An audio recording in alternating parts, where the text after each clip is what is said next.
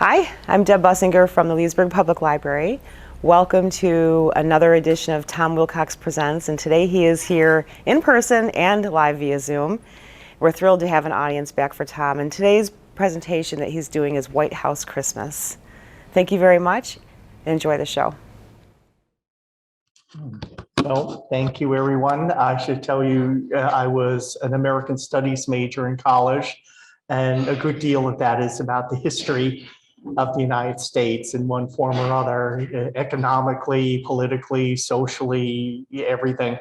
And I do a lot of research. Being a librarian, that's what we're trained to do. And I know which are good sources and which are not so good.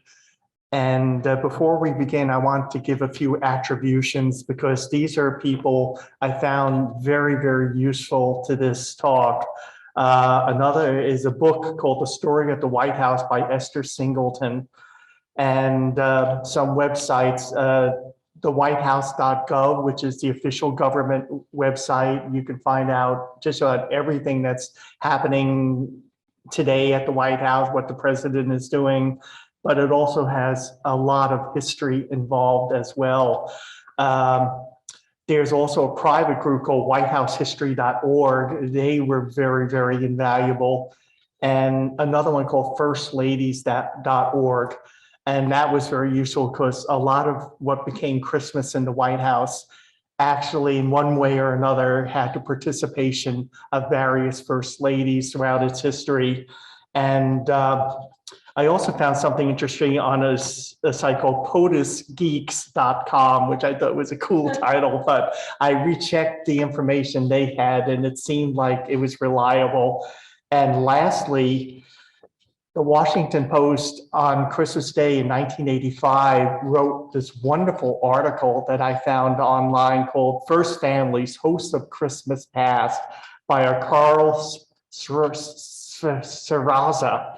And I mean, I can't do this without saying, so wherever you are, sir, you did a great job. So we will start.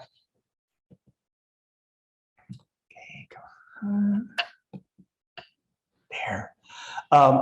Actually, I put this in because most of what we consider to be a modern Christmas has really fairly early 19th century roots, and customs have changed drastically.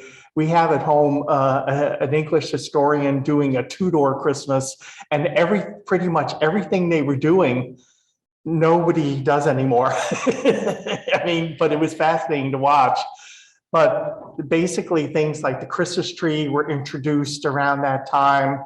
Our modern version of Santa Claus was introduced in the 19th century.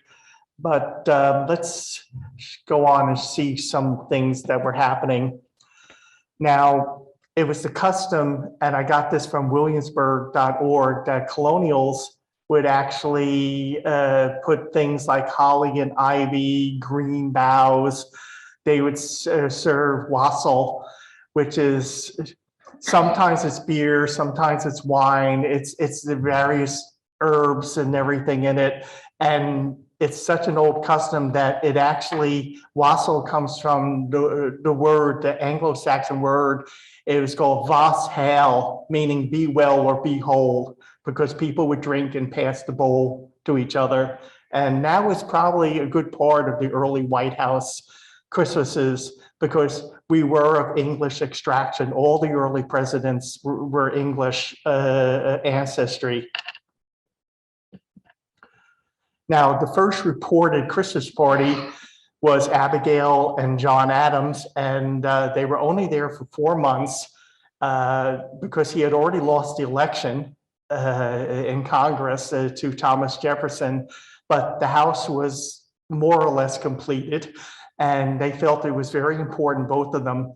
And it was a very bittersweet time because on her way to join her husband in Washington, Abigail stopped off in New York, and one of their sons was near death, and she just knew that was the last time she was ever going to see him alive. And but she made her way to Washington, and she brought their granddaughter Abigail with them, and they had a little party and everything. They served a regular dinner, and they had supposedly, cakes and wine. According to the Washington Post article, one of the guests broke one of Abigail's gift teacups. And so, being a toddler, she was ready to react with vengeance, but apparently that was stopped. And it was a very, very bittersweet Christmas for the Adams. And actually, when it was over, Abigail went back to Quincy to prepare their house. And Adams, he was the first, president to be not in attendance at an inaugural of his successor. And it wasn't exactly a thing yet in America. In fact, Jefferson actually walked from his hotel to the Capitol. It was very informal, but Adams wasn't there. He took the first coach going north, the first one of the day. He was gone. Of course, we have to ask, why was it so sparse? And in the early republic, it was considered to be more of a family, more of a religious holiday. According to Mrs. Singleton, the big holiday in Washington at that time is shown here. It was New Year's Day. And until President Franklin Roosevelt, it was a custom that the White House doors would be thrown open and any citizen could come and greet the president and wish him a happy new year. And these people were lined up to visit President Coolidge in the 1920s.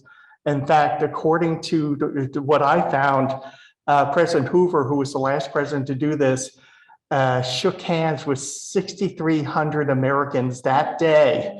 And they would serve cakes and wines and various soft drinks and everything, but it just got too unwieldy. In fact, other presidents coped with it. For instance, it was the custom for the First Lady to stand with her husband and say hello to people and everything.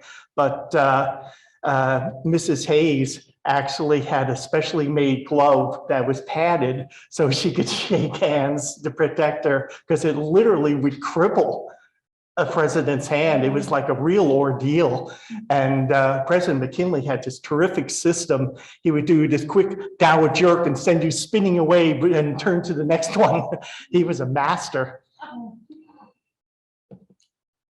Now, these are some of the things that are very familiar that I'm sure the White House used. This is from an 1835, that's the Jackson administration. There are things that we see that are still familiar. We see things like raisins, ginger, citron, a lot of different things. What I like is at the bottom, soda crackers for dyspeptics. So even then, people ate a little bit too much during the holidays. One of the things that was a new touch was when they were decorating, a lot of times mountain laurel would supplement the holly and the ivy, the traditional English.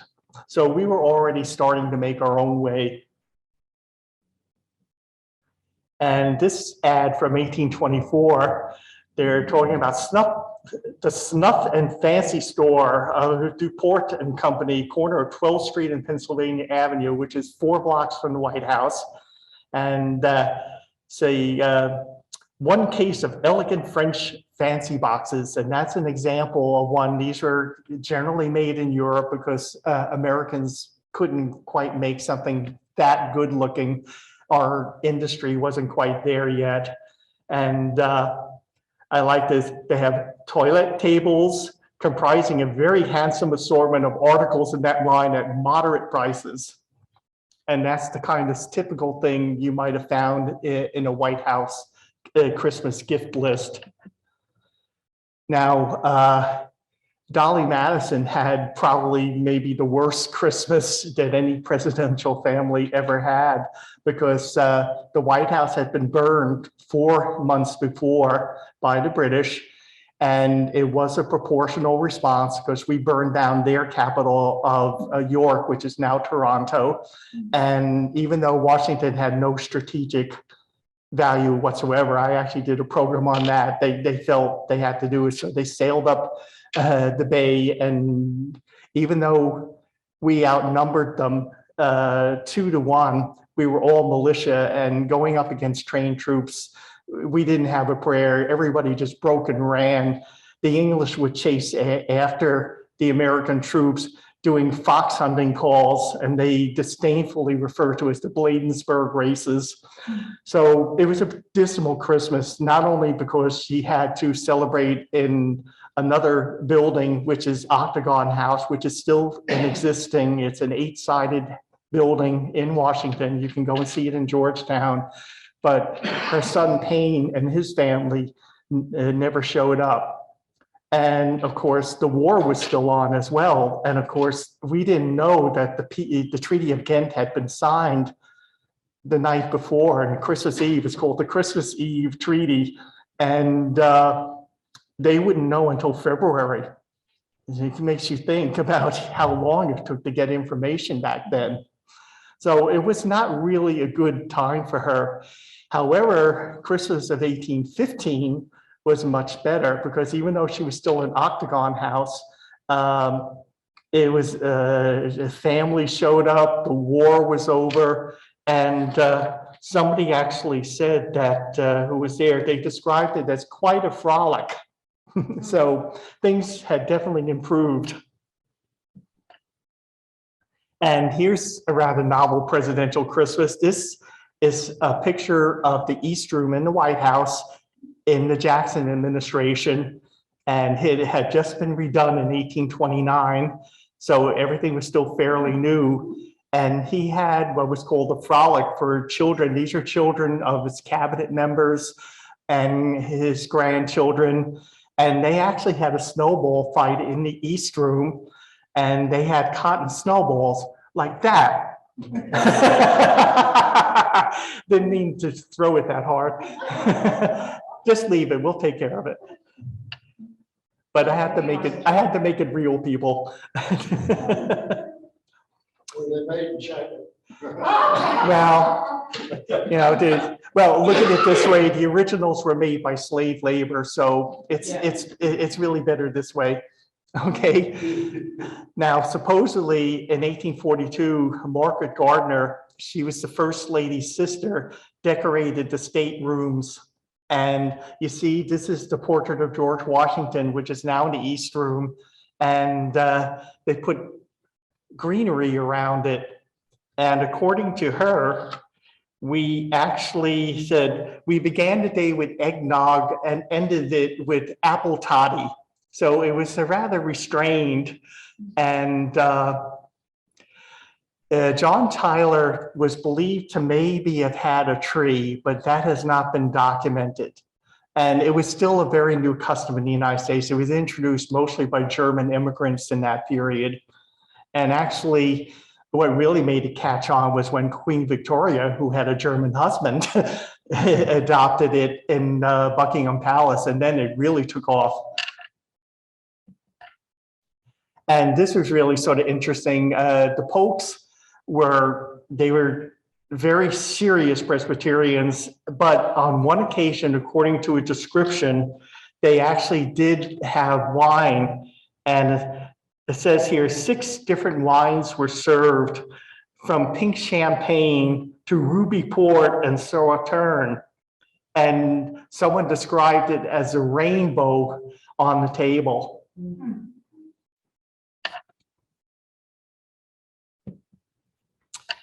Now we're skipping ahead to the Lincolns. This was a really loaded political thing. This is President Lincoln offering a Union dinner to impoverished Confederates at the door. And he was very confident at this point, this Christmas. It was a very good Christmas for him because he had won re-election in November, and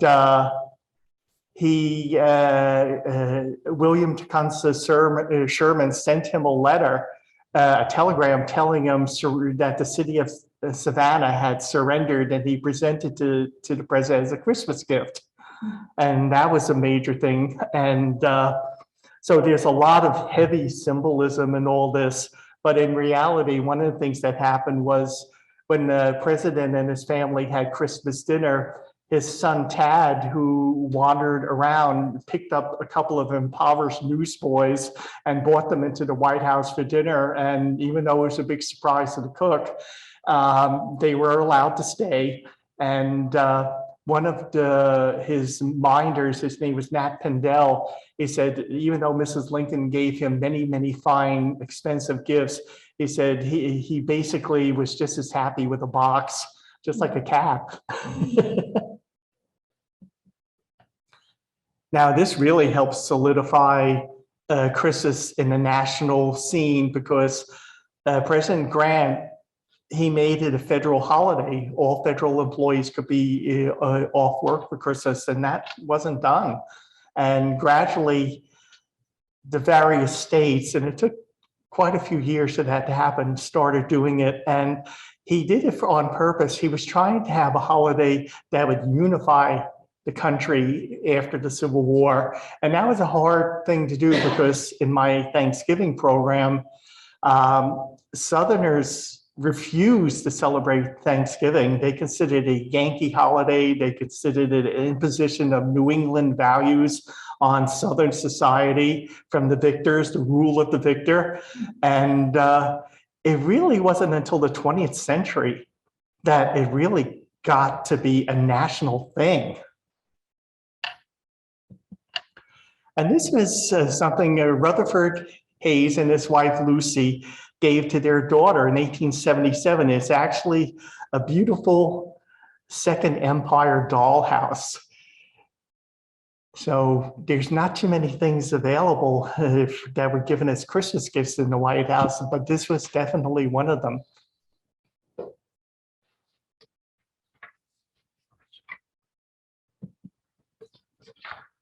Now, here's the first established tree. This was put in the room above the Blue Room, which has always been private living quarters. It was where the first White House library was established. It was used as a private family parlor. It still is, basically. And supposedly, that I mentioned John, one of our, John Tyler was supposed to have had a tree. They believe Franklin Pierce may have had a tree in 1853 or 1856, but nobody really knows for sure. This is the one we know they actually had in the White House. And a little bit later, Frances Cleveland, President Cleveland's wife, she actually took on a new fashion of electrifying the tree. And I mean, that was a really big thing back then. In fact, one of the last things I did at Christmas of 2020, we put on Facebook, I found an article from the Brooklyn Daily Eagle from the 1880s describing an electrically lighted tree at a children's party. And I mean, it actually made the paper. It was such a thing.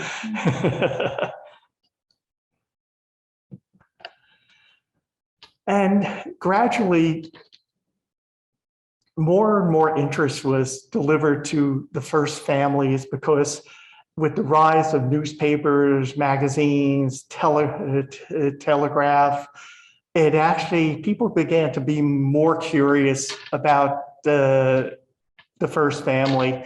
And one of the things, the calls was to have something on the outside of the White House. So this is by FDR's administration. You see workers decorating the outside, the north portico entrance, which is the main entrance to the house. And it just got that way. I mean, they've even had setbacks, like in 1929, the West Wing had a fire. And they put it out and repaired it, but it didn't dim the holiday season, which was very successful. And we're sort of wondering why. Didn't the stock market crash a few months earlier? But it took a while for it really to set in.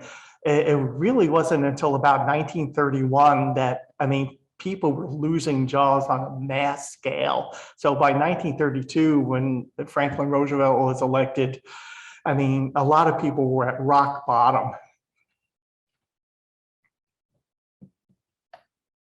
This is really interesting. Another about Christmas tree in the White House. Theodore Roosevelt's son, Archie, his father decided he did not want a tree. He was an ardent conservationist, and he thought it was a bad example. So he didn't want to have one. So Archie, with the connivance of, I'm sure, a score of White House servants, managed to have his own little secret Christmas tree. And here he is showing his family. And believe it or not, it was somewhat controversial in those years.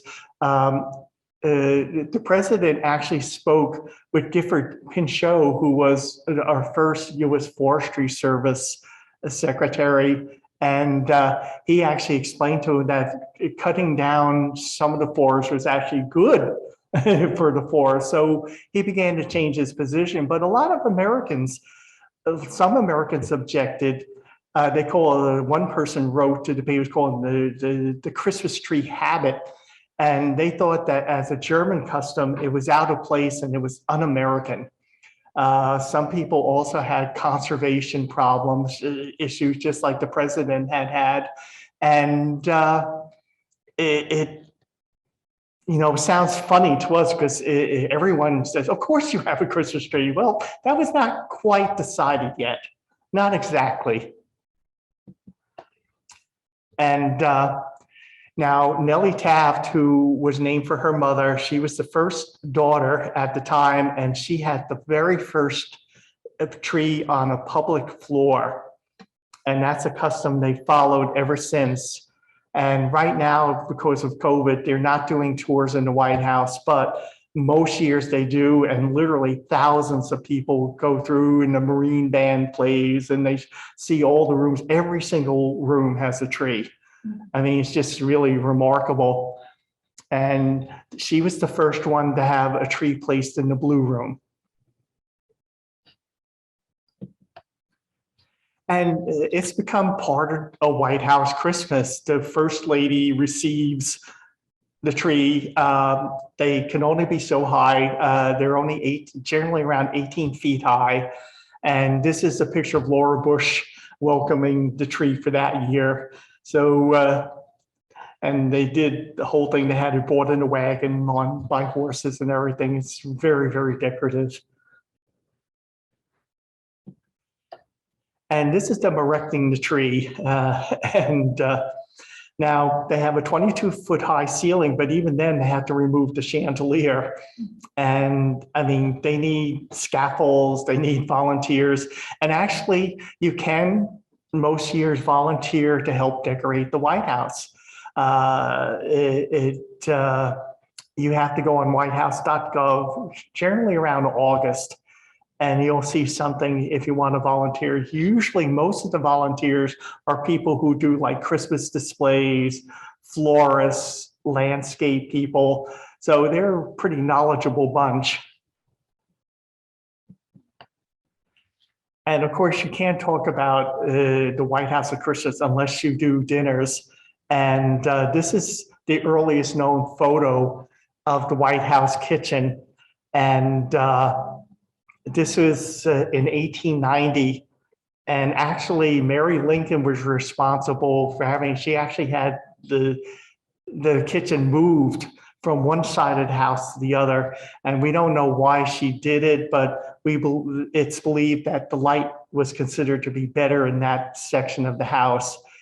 And as you see, they keep moving on with the times. And this is in 2005. This was the Bush staff preparing. And for a state dinner, they can serve 140 diners. If they do something outside, they could easily serve over 1,000. It really depends on what they have to put together. And this is the old state dining room as it was decorated for a big feast. It doesn't say, this is probably taken around the McKinley administration in the 1890s. And the room is still there, but it doesn't look anything like that anymore. This style was known as Steamboat Gothic. because it looked like the grand salons of major steamboats plying up and down American rivers. And another thing that's different now is that even though they still use it, they don't use these big square tables. They found they could seat more people in round tables, and this way you have more people to speak with, and that's what pretty much what they use now. And the East Room also looked pretty much like this, and that was all swept away when Theodore became president. He hired the firm of McKim, Mead and White, who felt that there were just too many bad changes that had been done. And really, before Jacqueline Kennedy, presidential families had an extreme amount of leeway in what they could do with the furnishings and how the house was decorated. In fact, President Arthur sold 24 wagon loads of government-owned U.S. furniture in order to make money to redecorate the way he wanted it. And so the firm McKim, Mead and White, they took away all of this stuff. And basically what you see presently when you see pictures of the White House is still largely their work. Their aim was to bring the house back to its very early federal period around 1800, 1810, things like that. Oh, and here's some White House Christmas menus. And on the left is what the AP published as Christmas of 1941. Even though Pearl Harbor had happened, they were entertaining Winston Churchill, the Prime Minister of England, and they had a full sort of middle of the road. You see roast turkey, giblet gravy, casserole of sweet potatoes, and somewhere right in the middle under the gravy are beans. And that is the work of the housekeeper, Henrietta Nesbitt. She was enjoined by Eleanor to run the house as economically as possible. And meaning no disrespect, Mrs. Nesbitt never met a canned goods sale that she didn't like. And so hence the beans. I mean, President Roosevelt was literally tortured by her uninspired meals. And he actually bought his Warm Springs cook to have a small diet, they called it a diet kitchen on the second floor, and she would make food for him. And even though Henry, Mrs. Nesbitt tried to get rid of her, the president would not hear of it. And the first lady was her staunchest defender. So it was sort of this passive aggressive thing between Franklin and Eleanor over Mrs. Nesbitt. But she was a legend, and not in a good way. Now, this is one thing that I liked was here. This is a luncheon menu for the Bush administration in 2008. And one of the things that they had was, let's see if I can read this. Oh, lame duck a la Cheney with buckshot garnets. So it was all in fun. Now, this was sort of noteworthy because President Woodrow Wilson and his wife Edith actually were entertained by the U.S. Army with General Pershing's staff when they were in Paris for the Versailles Conference. And this was the first time a president had ever left the United States while in office. And that was taken very seriously because 20 years before, President McKinley, he wanted to see the view of Niagara Falls because he was going to be at the fair in Buffalo in 1901. And everyone told him the best view was on the Canadian side of the International Bridge. And knowing the custom and how people felt about it, he went to the middle of the bridge, stayed on the American side and took in the view and then went back. So this was quite unique. I mean, once Woodrow Wilson did it, the taboo, so-called, was broken because it was never a law, it was never a regulation, it was just a custom. And one of the things the White House involves themselves is charity, and it goes back, for instance, Mrs. Hayes and Mrs. Garfield, they participate in charities that fed up to 2,000 children in Washington. And let's see, Frances Cleveland, she actually donated very heavily to something called the Negro Club, which was a club specially organized to aid African-American children. And here is Lou Hoover handing out Christmas gifts at a mission.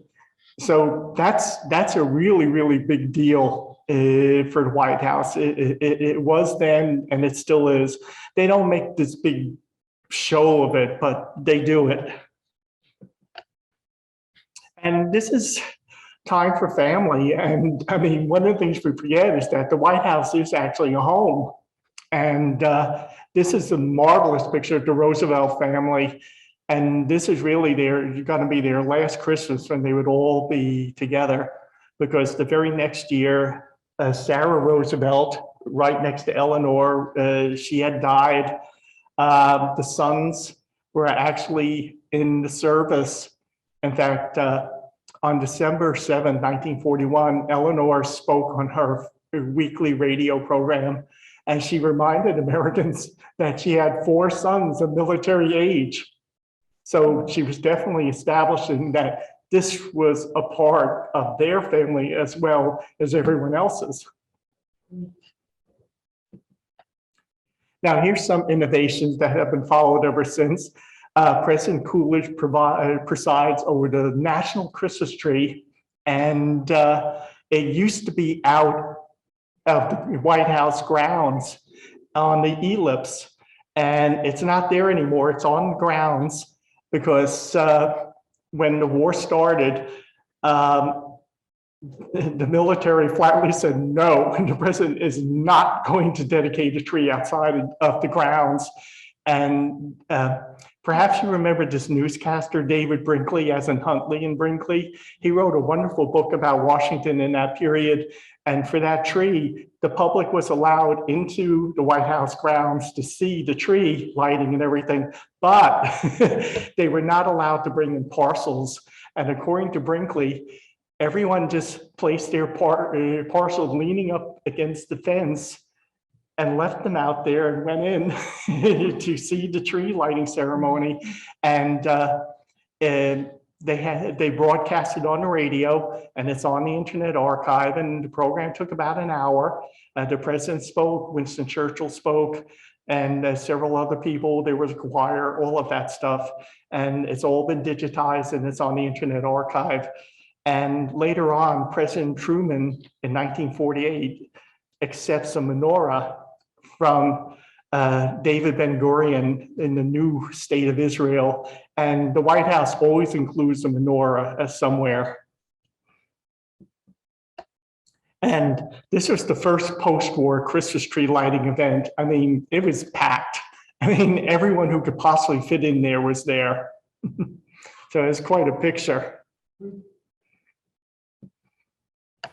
And these are some of the things that Calvin Coolidge actually initiated the first presidential Christmas tree, not tree, but cards. And they've been doing that ever since. So here's the first one from 1927. It said, "Cordial greetings of the season, Mr. and Mrs. Calvin Coolidge." And here's the 1942 Roosevelt card. And that's interesting because behind them is the Rose Garden. And it looks, of course, very different than what you remember, because that was still Ellen Wilson's Italian topiary garden. And that wasn't removed until basically the 1960s to do the current Rose Garden, which has just been revamped in the Trump administration. And this one, on this side, this is the Truman one, and they're not showing a picture of the White House because they weren't actually living there. The White House, the house was in such bad shape that a leg of Margaret Truman's piano came through the floor of her bedroom into the family dining room below. The president, of course, called in. We have actually an excellent book upstairs about that, about the renovation. And he brought in the Army Corps of Engineers to look over the house, and their recommendation was immediate evacuation. The president and the family went to Blair House, which they still use for guests. And so that's where the Christmas card was for 1951. And I like this one. This is Ike and Mamie's, Eisenhower's last one in 1959. So they were going to retire to their farm in Gettysburg. And staff said that Mrs. Eisenhower absolutely loved Christmas. She was involved in every single facet of it. And, you know, different first ladies, some of them were very into it. Mrs. Roosevelt's big contribution was being Santa Claus. I mean, the staff say, you know, every doorman, every butler, every cook, every Secret Service agent got something. And like for the Secret Service, 1 year it'd be money clips for all of them. The next year it'd be tie clips for all of them. I mean, she kept this huge system where one of the third floor rooms, which are normally used for guests, she would stash all this stuff, and she called it the toy room. And I mean, everybody got something. And these are sort of interesting cards. This is the Kennedy card on the left and the Reagan card on the right. And different families do different things. The Kennedys chose to have a family portrait with their daughter Caroline, whereas the Reagans wanted to highlight more the historical, see the Gilbert Stuart portrait, which is really the only thing left in the White House from before the fire. And Dolly Masson had ordered that to be taken down and saved. She even wrote to her sister saying that 2 gentlemen of New York have come to scold me for staying, but I will not leave yet. And here's the Bush thing. I thought this was nice and patriotic, showing the South portico. And this is the Obama, and they have their Bo and Sonny.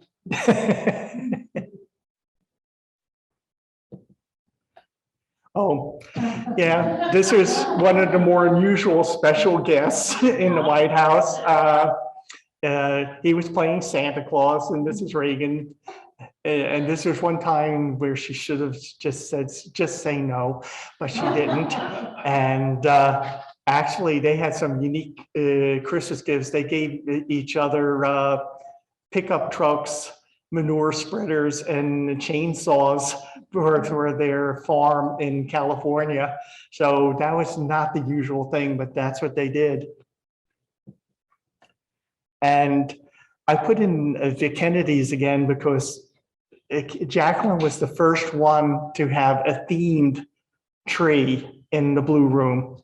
And so this was all based on Tchaikovsky's Nutcracker. And ever since, there have been some sort of a theme, not only for the Blue Room tree, but for the whole house. And this current Christmas is Gifts of Love, dedicated to first responders. Like one of the trees is called the Gold Star tree. It's a tribute to people in the armed forces and their families. So that's really nice theme. And this is a little more informal thing, the children opening up and the dog and everything, very, just like any family in America with the Kennedys. And this is where Pat Nixon actually allowed the public to come in and help volunteer, because before it was generally all done by the staff. And the White House has pretty good staff. They generally have almost 200 people, but it seemed like why should they have all the fun? Let the public in, and that's what they were doing. They're in the stair, decorating the stairway and everything, and Julie's there helping her.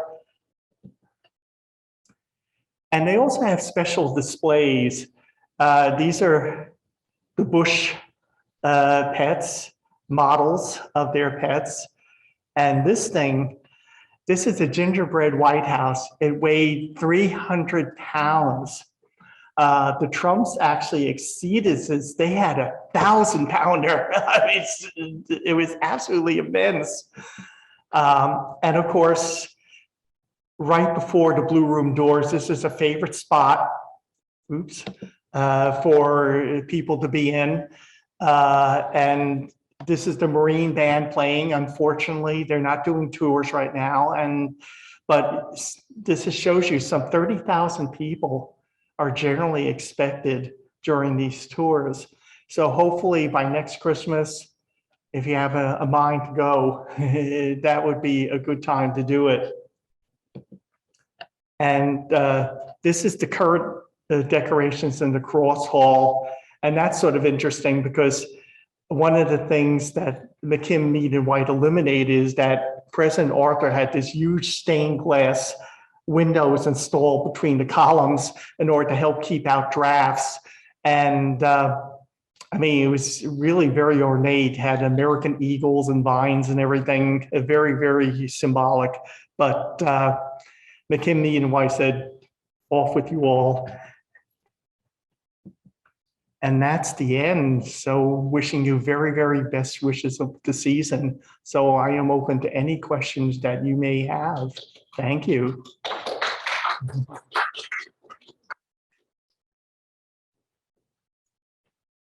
Anybody on, let me get closer to the microphone Oh, yeah. here.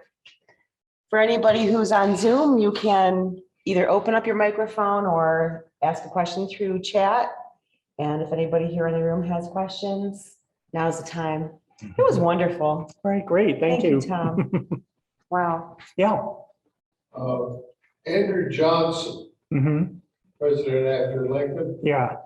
he was a Southerner, Yeah. and he brought his whole extended family to live in the White House, didn't he? Because he had such a problem with the South. Oh, yeah. State the question for the The question was, didn't President Andrew Johnson bring his extended family to live in the White House? And yes, he did. And in some ways that wasn't exactly popular, but that sometimes it happens. In fact, even more unpopular before that was Mary Lincoln's brother was killed in the war, and he was a Confederate officer. And her sister-in-law and children stayed in the White House, and that was extremely controversial in the North. She got a lot of bad press out of that.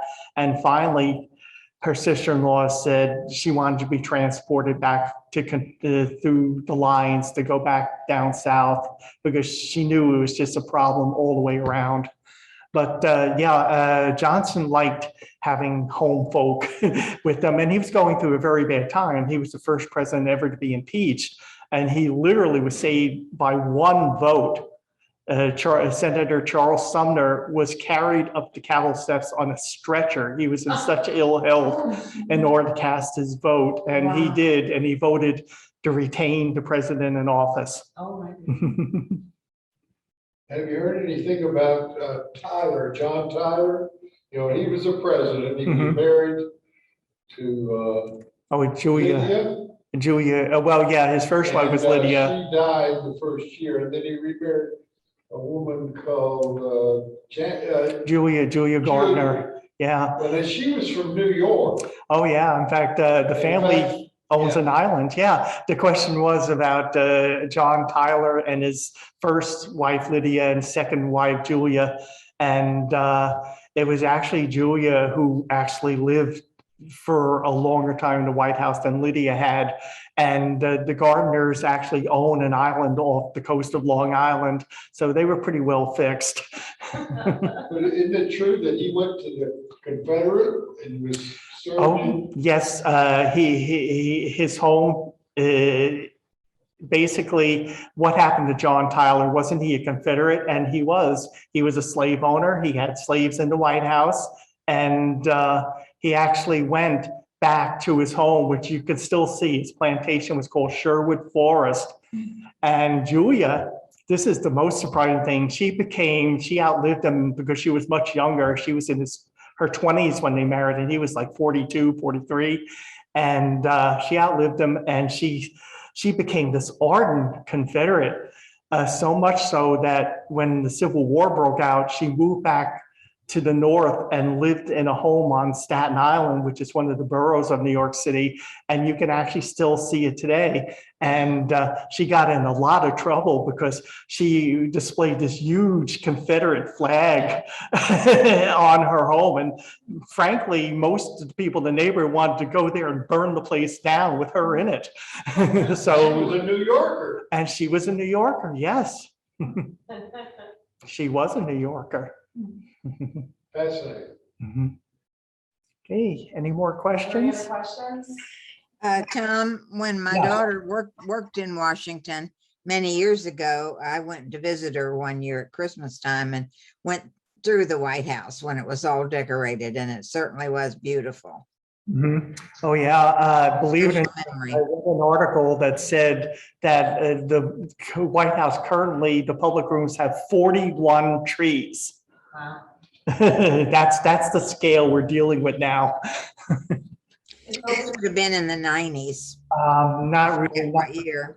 like they normally do, and it's COVID. That's why it's just not open. Hopefully, I mean, that's why they post a lot of pictures, so the American people can at least see it, since basically their taxes actually financed it. Do they have a tour of the White House on? I'm sure they do somewhere online on YouTube or something. Yeah, the question was, do they have tours online on YouTube or something? Yeah, there's quite a few current tours that you could take. And so even if you can't go in person, there is a way to see it. Right. Okay, Merry Christmas, Santa. And Merry Christmas to everybody. I always enjoy these. Good, thank you. All right, thank you, everyone. Thank you very much, Tom, for coming.